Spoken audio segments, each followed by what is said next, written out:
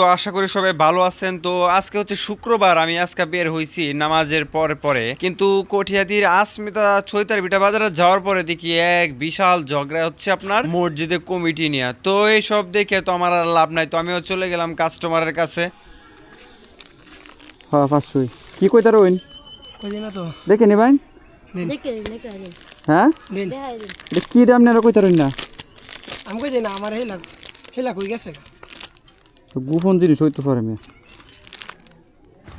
তো প্রথমে আমি ওরে এমনিতে বলছিলাম যে গোপন জিনিস হইতে পারে, কিন্তু খোলার পর দেখি আসলে এটা একটা গোপন জিনিস। তো এটা হচ্ছে কাস্টমারের ছোট ভাই। তো ওই পার্সেলটা আমি ওনারা বললাম যে পার্সেল তুমি কুলা নিও না, যেহেতু এটা তোমার ভাইয়ের পার্সেল, এটা গোপন কোনো কিছু হইতে পারে। তাহলে আপনি কইতাছি দেখুন না কথাটা বুঝছেন আপনি দেখুন না লজ্জা লাগবো। আর দরকার হলে বাজি তো কষ্টের তাই একটু কষ্টে মারি তো বাইন তাহলে মনে হয় আমি আর দেখছুন বুঝুন না পরে তো আমি ওকে বইলা দিলাম যে ভাইয়া তুমি পার্সেলটা বাসায় যদি কস্টিপ থাকে তাহলে তুমি কস্টিপটা মাইরা রাখো, তোমার বাজেতে নাই বুঝতে পারে যে তুমি পার্সেলটা দেখছো।